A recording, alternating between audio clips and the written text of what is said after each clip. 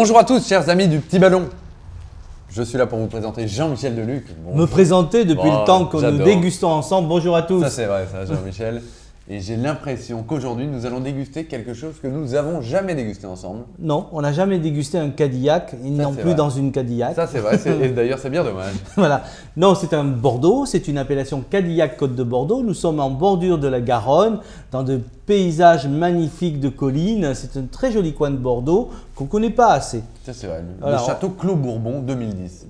Mais cette appellation Cadillac, c'est nouveau ou pas du tout? Non, elle existait, alors elle existe toute seule, Cadillac en vin blanc moelleux. D'accord. Et avant, on avait les premières côtes de Bordeaux qui étaient des rouges. D'accord. Bon, il y a eu un petit chamboulement en 2009, on a créé une appellation Côte de Bordeaux auquel se sont joints 4 régions, Blaye, Franc, Castillon et Cadillac. Ah ouais. Mais on le voit beaucoup moins Cadillac, non? On le voit beaucoup moins, mais ce sont de très jolis vins et c'est vraiment à Bordeaux ce qui se passe actuellement dans ces côtes de Bordeaux est absolument magnifique. Ah bah, et c'est indiscutablement, moi qui ne suis pas trivial, les meilleurs rapports qualité-prix qu'on puisse trouver à Bordeaux aujourd'hui. D'accord, bah, hâte d'en découdre avec ce Clos Bourbon. On est quand même dans un esprit rive droite, c'est-à-dire avec une dominante de Merlot, 90% de Merlot pour 10% de Cabernet. Donc, le Cabernet c'est le squelette, c'est la sculpture, et le Merlot c'est le fruit, la rondeur.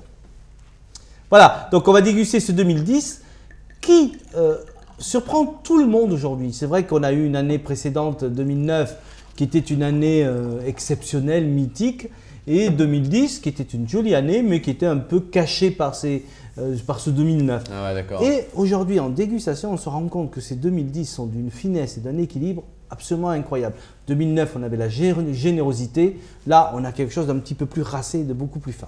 Pas mal tout ça. Donc, belle couleur. Évidemment, on est à Bordeaux. On a une belle extraction de couleur. Et même, on dirait un vieux millésime quasi, non? Ah non, ce n'est pas un vieux millésime, mais il y a un début d'évolution. Effectivement, sur le côté, on va vers des couleurs un peu plus roses, donc un début mauve. Donc, c'est vrai que c'est un vin en évolution. C'est joli hein, comme couleur, ça. Donc, c'est très velouté, chamarré, bariolé. J'aime bien utiliser ces termes qui vous ennuient chaque fois. Qu'on ne comprend pas bien. Mais... Voilà.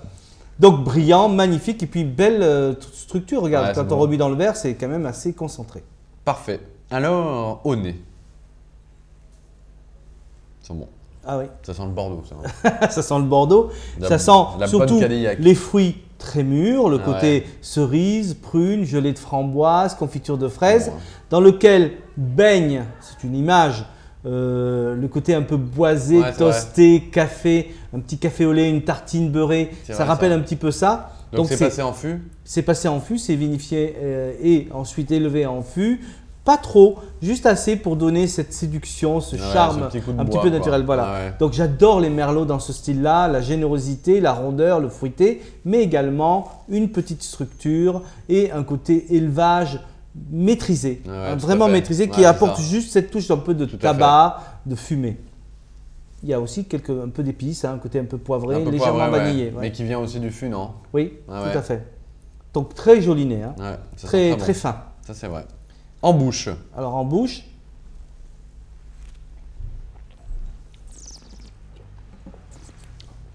Alors franchement, je disais en début de vidéo.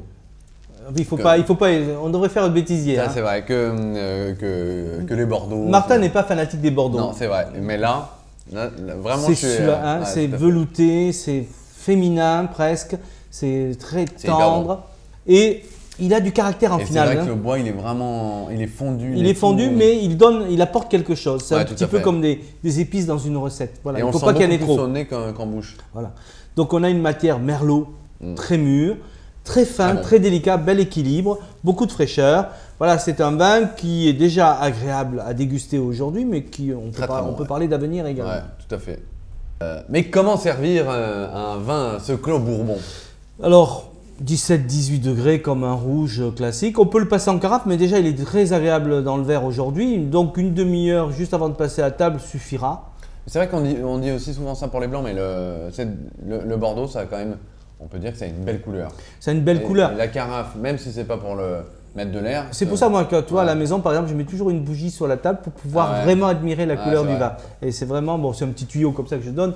Si vraiment on veut apprécier la couleur des rubis, et c'est vrai que dans les Bordeaux, on a une belle nuance de couleur, voilà, une petite bougie sur la table, juste pour regarder la couleur. Voilà, classe. Classe, ouais. Ça fait romantique en plus. Ça, c'est vrai que c'est bien. Surtout quand on est avec son boss. Bon, trop bien. Et non, délicieux. Et avec quoi on va déguster un Bordeaux de Cadillac? Dans cette jeunesse où il est encore fruité, un petit peu acidulé, des tanins très fins, j'aime bien une viande saignante. Donc une côte d'agneau, une entrecôte, c'est peut-être bateau, mais souvent un plat simple convient parfaitement, mettra vraiment le vin en valeur, un magret de canard, voilà. Dans 2 ou 3 ans, ce même vin, on mettra les mêmes ingrédients, j'ai eu l'occasion de vous le dire, mais on mettra un jus, on le fera rôtir, donc voilà. Et puis dans 5-6 ans et au-delà, on pourra servir les mêmes viandes, mais avec une sauce. D'accord. Mais je trouve qu'il a assez de finesse, par exemple, pour faire un poisson avec une sauce au vin rouge. Un civet de l'autre dans ce style-là. Et moi, je le verrais bien avec un bon burger, ça marcherait ça? Avec un burger, si c'est de la bonne viande, voilà, et si c'est un bon pain croustillant, pourquoi pas? Non, on n'y pense pas, mais c'est vrai que les accords, moi je parle toujours de truffes, de homard, etc. Oui, mais vous avez une belle vie, Jean-Michel. J'ai une belle vie, voilà. Au Ritz, on a pris des mauvaises habitudes au Ritz. Vous avez bien raison. Voilà, mais c'est vrai que un burger ou un spaghetti bolognaise, pas de problème, pas de problème. Il faut un petit rappel de viande, quoi. Voilà, un petit rappel de viande et peut-être un peu de tomate. D'accord, voilà. Parfait. Et merci encore Jean-Michel pour cette belle découverte. Le château Clos Bourbon 2010 de Cadillac Côte de Bordeaux. Cadillac Côte de Bordeaux. J'adore cette appellation. On est déjà en voiture. On est bien, on est bien. Merci à tous et bonne dégustation, bien évidemment.